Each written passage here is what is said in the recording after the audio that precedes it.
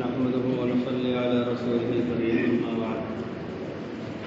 عزیز طلباء کرام، حق تعالی جل شانہ کا بہت بڑا فضل و کرم اور عظیم احسان ہے کہ پاک پروردگار نے لاکھوں کروڑوں لڑکوں میں سے، بچوں میں سے آپ کو اپنا علم دین حاصل کرنے کے لیے منتخب فرمایا اور اس کے وسائل اور ذرائع پیدا فرمائے. والدین کے دلوں میں خیال ڈالا، آپ کے ذہن کے اندر بھی یہ بات آئی اور پھر ذرائع اور وسائل یہ ہوئے کہ دینی ادارے کی طرف رخ کیا، داخلہ ہوا اور پھر زیر تعلیم ہوا.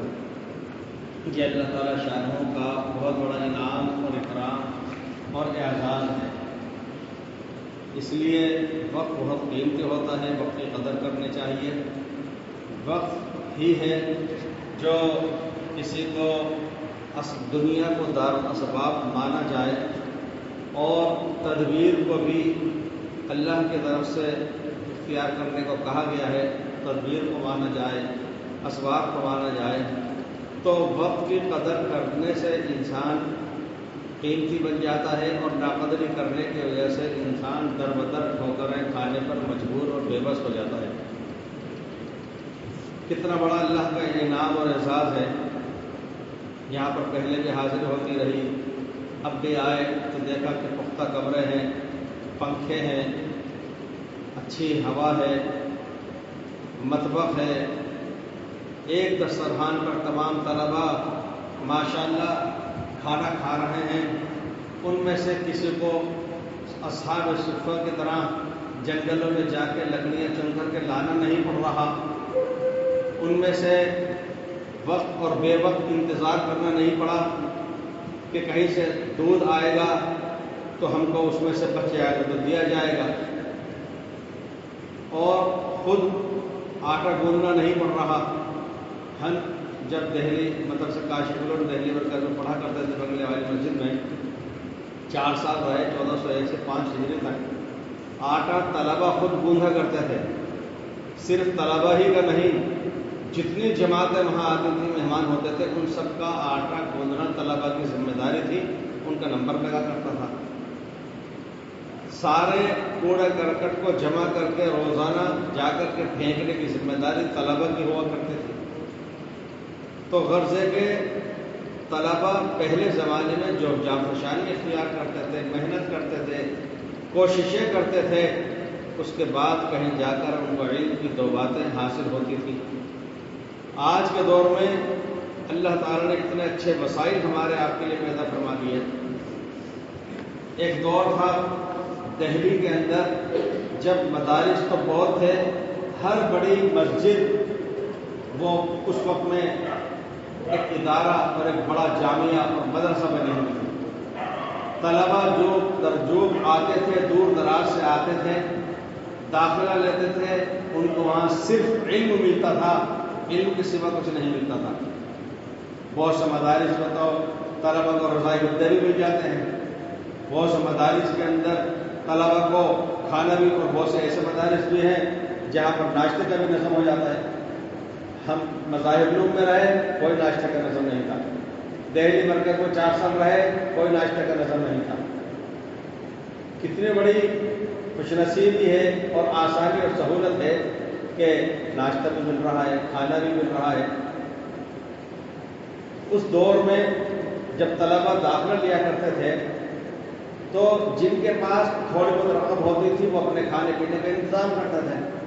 ورنہ مختلف مساجد میں کوئی امام ہو جاتا، کوئی مؤذن ہو جاتا، کوئی فراش ہو جاتا، کوئی کسی کا ساتھ و سہارا اختیار کر کے کسی مسجد میں پڑاؤ ڈال لیتا، کچھ آ جاتا تو کھا لیتا، ورنہ بھوکا بھی رہ جاتا تھا.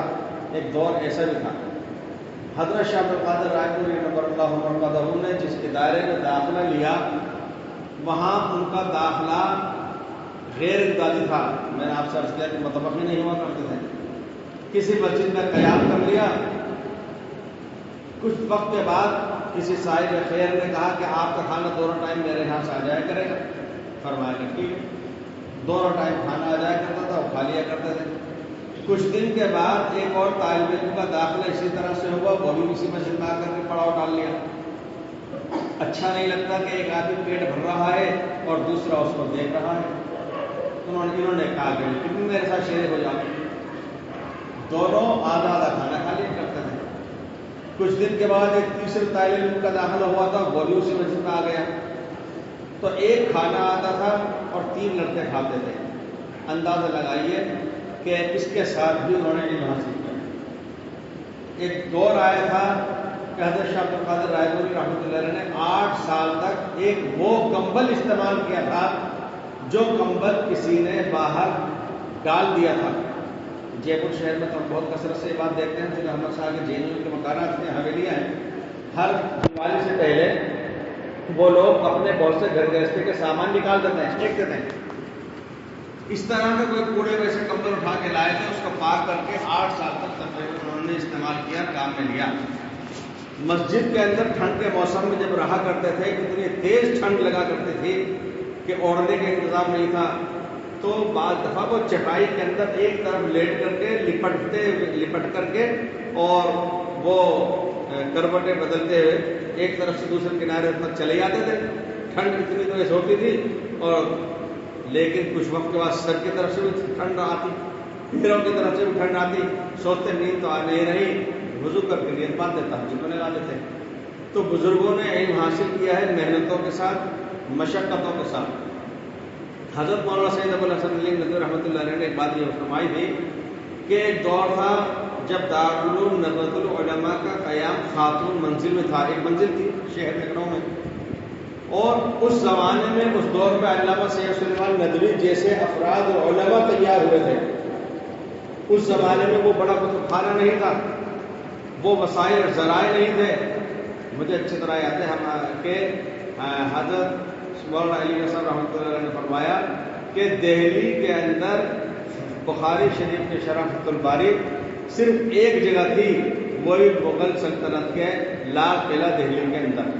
ان کو جب بخاری شریف کی شرح دیکھنے کے لیے جانا ہوتا تھا تو لال قلعہ میں جا کر کے وہ دیکھ کر کے پھر واپس آ جایا کرتے تھے۔ آج کل میں ایسے مدارس کو جانتا ہوں جہاں بخاری شریف کی بہت ساری شروحات ہیں، فتح الباری بھی بہت ساری ہیں۔ تو جب وسائل نہیں تھے، ذرائع نہیں تھے، تو بڑے بڑے علماء، فقہاء، محدثین، متکلمین، مفسرین پیدا ہوتے تھے۔ اب جب محتممین حضرات نے، عملے نے، اساتذہ نے طلبہ کے لیے جو سہولیات کے دروازے کھولے، تو آج ہم لوگ ناقدری کی وجہ سے اس درجے کے عالم نہیں بن پا رہے ہیں۔ اس لیے وقت کی قدر کرنا چاہیے۔ حضرت خانجی رحمۃ اللہ علیہ کی ایک نصیحت ہے، وہ طلبہ کے لیے بہت موزوں اور مناسب ہے، اور میرا خیال ہے کیونکہ یہ ایک علمی ادارہ ہے اور حضرت محتم صاحب کے تعلقات ماشاء اللہ بہت وسیع ہیں، بہت سے لوگ یہی نصیحت آگے کیا کرتے ہوئے ہوں گے، میں اس کو نقل کر رہا ہوں۔ حضرت خانجی رحمۃ اللہ علیہ فرماتے تھے کہ علم حاصل کرنے میں 3 چیزوں کا اہتمام کرنا چاہیے۔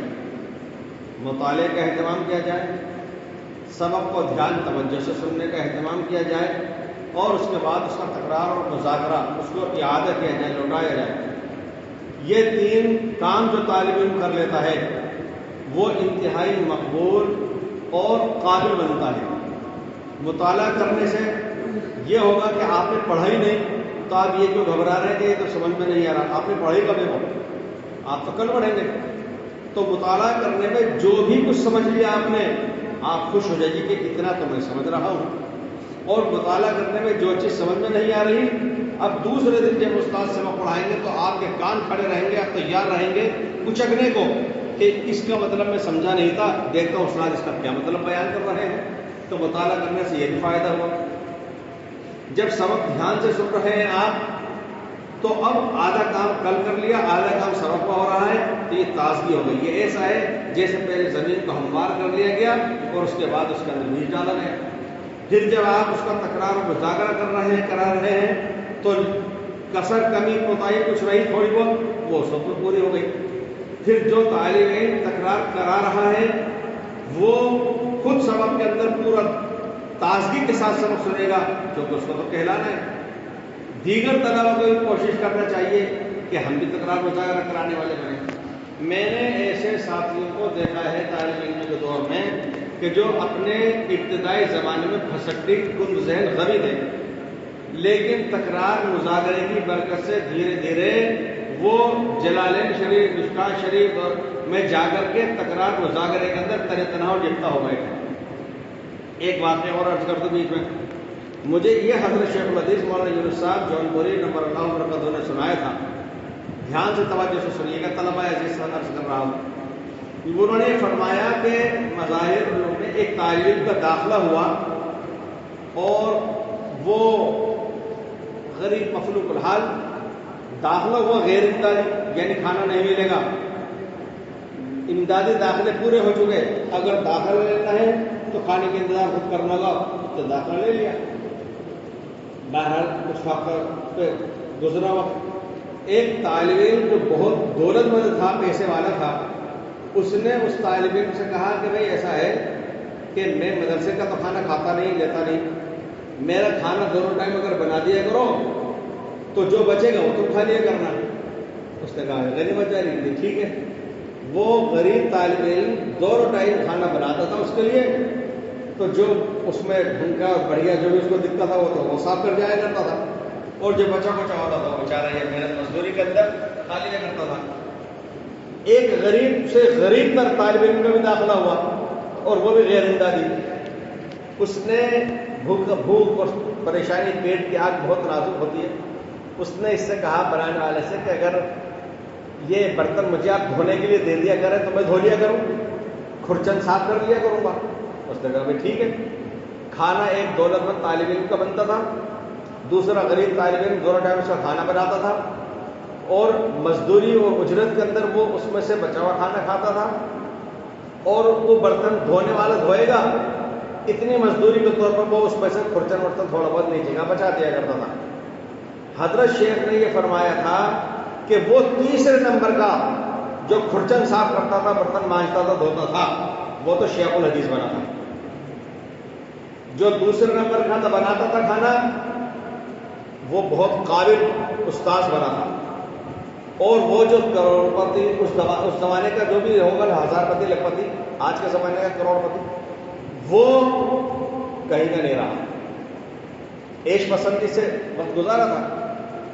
اس لیے طلباء عزیز کو وقت کی قدر کرنا چاہیے، مطالعے کا اہتمام کتنا کرنا چاہیے۔ ہمارے حضرت پیر و مرشد مفتی محمود حسن ممبئی رحمۃ اللہ علیہ مطالعہ فرما رہے تھے، مطالعہ کرتے کرتے جب آدمی بیٹھے بیٹھے تھک جاتا ہے اور سہارا نہیں لگا رکھا ہو تو جب تھک جاتا ہے تو کمر اپنی تان کر کے اور کمر پہ ذرا ہاتھ پھیر لیتا ہے، کمر سیدھی کر کے ہاتھ پھیرتا ہے، آدمی ذرا تھکن تھکن دور ہو جائے۔ انہوں نے جو کمر سیدھی کری، تان کر کے ہاتھ پھیرا تو سامنے گھڑی پہ نظر پڑی، 8 گھنٹے مسلسل ہو چکے تھے مطالعہ کرتے ہوئے۔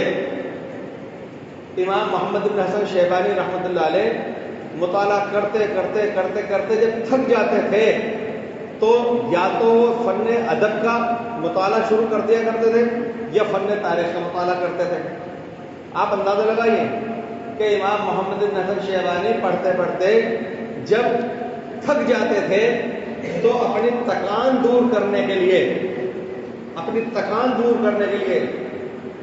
یا تو تاریخ کی کسی کتاب کو مطالعہ کرتے یا پھر وہ ادب عربی کی کوئی کتاب لے کے مطالعہ کرنے بیٹھ جاتے۔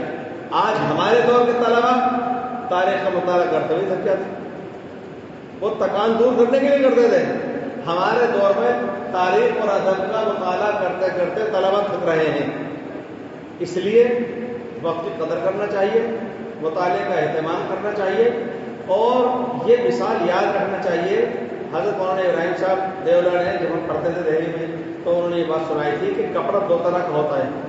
ایک وہ کپڑا ہوتا ہے کہ جو سفید بازار سے سوتی کپڑا آپ لے کر کے آئے، پھر جی میں آیا کہ اس کو رنگ لو، آپ رنگ بھی لے کر آئے، گرم پانی کیا، اس میں اس کو ڈالا، رنگ کو ڈالا، گھول کر کے رنگین کر لیا۔ اب جب اس کو دھوئیں گے کبھی کبھی اس میں سے رنگ تھوڑا تھوڑا نکلے گا۔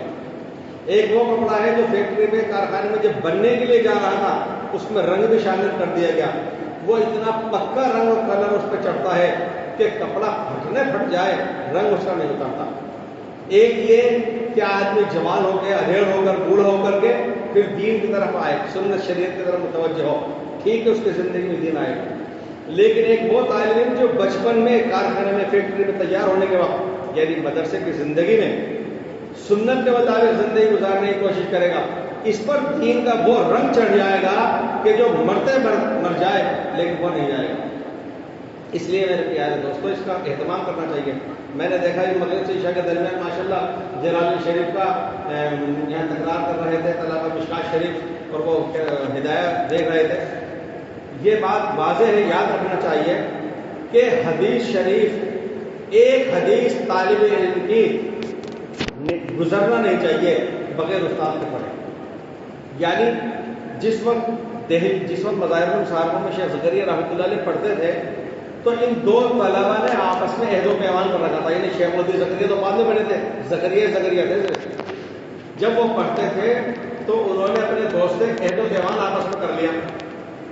انہوں نے کہا کہ دیکھو ایسا ہے، اپنے کو ساری حدیثیں باوضو ہو کے پڑھنی ہے، بے وضو ایک حدیث نہیں پڑھنی۔ اور ہاں جب وضو ٹوٹ جائے گا اور وضو بنانے جائیں گے تو اتنے میں تو استاد ایک تو حدیث پڑھا دے گا، وہ حدیث نکل جائے گی۔ ایسا کرتے ہیں کہ جب میرا وضو ٹوٹ جائے گا تو میں کوہنی مار کے تجھے جاؤں گا وضو کرنے، تو جلدی سے کوئی اشکال استاد کے سامنے کر دیو، استاد تیرا جواب دینے لگیں گے، اتنے میں تمہیں وضو کر کے آ جاؤں گا۔ اور جب تیرا وضو ٹوٹ جائے تو مجھے کوہنی مار کے چل دیو، جیسے تو اٹھے گا فوراً میں کوئی اشکال کروں گا استاد سے سمجھنے کے لیے، وہ اشکال حل کر فرمائیں گے، اتنی دیر میں وضو کر کے آ جائے گا، تو کوئی حدیث بے وضو پڑھنے میں نہیں آئے گی۔ جو انہوں نے کہا کہ کچھ عرصے کے بعد، پہلے تو یہ چلتا رہا، بعد میں استادوں کو بھی اندازہ ہو گیا یہ ہے بات، یہ وضو کرنے کے لیے جاتے ہو پھر آتے ہیں۔ تو اس لیے یہ بھی اہتمام کرنا چاہیے کہ ہم باوضو حدیث پڑھیں۔ اب دو باتوں اور عرض کر دوں، حالانکہ چھوٹے بچے بھی ہیں، میں اشارہ تو کر دیتا ہوں۔ حضرت مولانا رشید احمد گنگوئی رحمۃ اللہ علیہ پڑھایا کرتے تھے، حضرت شاہ عبدالعزیز محدث دہلوی رحمۃ اللہ علیہ پڑھایا کرتے تھے، دونوں کے واقعے اس انداز کے ہیں۔ حضرت شاہ عبدالعزیز محدث دہلوی پڑھاتے تھے تو وہ چاہتے تھے کہ سب کے سب پاکیزہ ہوں، پاک باز ہوں، تازہ وضو سے آئیں۔ اتفاق کی بات یہ کہ ایک طالب علم کو وہ سو کر کے اٹھا تو وہ اس پوزیشن میں نہیں تھا کہ حدیث کے درس میں شامل ہو جائے، اس کے لیے وضو کرنا نہ کرنا بھی برابر تھا۔ وہ بھی اس کو سوچتے چلو کونے میں ایک طرف بیٹھ جاؤں گا لیکن حدیث میں چھوٹ نہ جائے۔ انہوں نے جو دیکھا حضرت شاہ عبدالعزیز محدث دہلوی نے کشف ہوا ان کو، اور انہوں نے بخاری شریف فوراً بند کر کے فرمایا بھائی طبیعت ایسی چاہ رہی ہے تو جنگل ندی چلتے ذرا غسل کر کے آئیں گے، وہاں پر نہا کر آتے ہیں۔ تمام طلبہ چلے گئے، جب نہا لیے اور واپس لوٹے فرمایا کہ بھائی غسل تو کر ہی لیا، چلو پھر سبق کے ناظر جو کرے سب کو پورا کر لیتے ہیں، پھر سبق بھی ہو گیا۔ تو تازہ وضو کا اہتمام ہو۔ اور ایک بات کا بالکل مجھے یاد آ رہا ہے کہ ایک مرتبہ شیخ الحدیث مولانا زکریا رحمۃ اللہ علیہ بہت زیادہ بیمار ہو گئے۔ ان کے شاگرد رشید اور خلیفہ ارشد مفتی محمود حسن گنگوئی رحمۃ اللہ علیہ دارالعلوم دیوبند میں پڑھتے تھے، انہوں نے دونوں جگہ دو حدیث کیا ہے، مظاہر میں بھی اور دارالعلوم میں بھی۔ ان کو جب اطلاع پہنچی تو انہوں نے خط لکھ کر کے بھیجا حضرت شیخ زکریا صاحب کو کہ حضرت مجھے آپ کی بیماری کا علم ہوا، میں چاہتا ہوں آپ کی طبیعت پوچھنے کے لیے عیادت کے لیے آ جاؤں، اور میں نے ترتیب ایسی بنائی ہے کہ میں فلاں گاڑی سے آ جاؤں گا، دہلی سے سہارنپور کے لیے جو گاڑیاں میرٹھ کے ہوتے ہوئے جاتی ہیں وہ دیوبند ہوتے ہوئے آتی ہیں، تو انہوں نے کہا کہ میں فلاں ٹرین سے آ جاؤں گا، آپ کی طبیعت پوچھوں گا، اور اس کے بعد میں فلاں ٹرین سے جو بعد میں واپس آ جاؤں گا، میرا صرف ایک ہی سبق چھوٹے گا، میں حاضر ہونا چاہتا ہوں۔ حضرت شیخ زکریا صاحب نے جواب لکھوایا کہ ایک پورا سبق چھوٹ رہا تو بہت دور کی بات، مجھے تو یہ بھی منظور نہیں ہے کہ ایک حدیث تمہاری چھوٹ جائے جو استاد کے سامنے سے نکل گئی ہو اور تم اس کے اندر شامل نہ رہے ہو۔ تو اس طرح سے ایک ایک حدیث چھوٹ نہ جائے، ایک سبق چھوٹ نہ جائے۔ یہاں تک بھی بات ایسا بزرگوں کے لیے ہم نے سنا ہے جو بعد میں بزرگ بنے لیکن طالب علم تھے کہ اگر بیٹھنے کی ہمت نہیں تھی تو سہارے سے آ کر کے پیچھے اور پڑھ گئے لیکن سبق سن رہے ہیں، سبق کی نازل نہیں ہو رہی۔ حضرت جی نام میں نے جو دیکھا نظام الشیخ بھی شاید یاد کر رہے تھے طلبہ اس طرح، حضرت جی انعام حسن صاحب نے 4 دن میں تو میزان پڑھی تھی اور 3 دن میں منشیب پڑھی تھی، 7 دن میں میزان اور منشیب دونوں ہو گئی تھی۔ آج ہم مہینوں لگ جاتے ہیں رٹا لگانے کے اندر۔ نحو اور صرف کے اندر ایسے محنت کرنی چاہیے۔ یہ دیکھ لیجیے کہ جو اتنی خوبصورت بڑھیا سی گاڑیاں نظر آ رہی ہے آپ کو، اگر اس کے اوپر کا رنگ ہٹا دیا جائے، بلکہ چلیے اوپر سے اس کی لائٹیں بھی ہٹا دیا ہے، بلکہ اوپر سے اس کا ڈھانچے بھی ہٹا دیا جائے تو وہ گنجی تو دیکھے گی لیکن چل جائے گی. کیوں؟ مشینری اندر سے اچھی ہے، اس کی مضبوط ہے، اور اندر سے مشینری اس کی خراب ہے، اوپر سے کتنا ہی سجا لیجیے آپ اس کو دلہن کی طرح، وہ چل نہیں پائے گی. زندگی بھر آپ چاہے پھر دور حدیث کریے کسی بڑے سے بڑے ادارے میں جا کے، یا دور تفسیر کریے، تخصص فی الادب کریے، کسی بھی شعبے میں چلے جائیے، یہ اس وقت کا ہدایت نحو اور قافیہ وغیرہ کے جو آپ کے اسباق ہیں، نحو صرف گرامر، یہ اگر مضبوط ہے تو آپ وہاں تک مضبوط چلیں گے. اس کے اندر اگر کچا پن رہ گیا تو آگے تک کچا پن رہے گا. ہدایت بھی ہو رہی ہے ماشاء اللہ، میں نے دیکھا تھا پڑھ رہے تھے. ہدایت ایسی عظیم الشان کتاب ہے کہ آپ علماء فقہا کی جانب سے تو سنتے رہتے ہوں گے، انگریزوں نے ہدایت کا ترجمہ کروایا، ٹرانسلیٹ کروایا ہے انگریزی کے اندر، اور صاحب ہدایت پرسوں میں نے تقریباً 22-23 سال پڑھائی ہدایت میرے پاس، اس میں سلفی لڑکے بھی پڑھتے تھے، شافعی لڑکے بھی پڑھتے تھے، ایسے بھی تھے.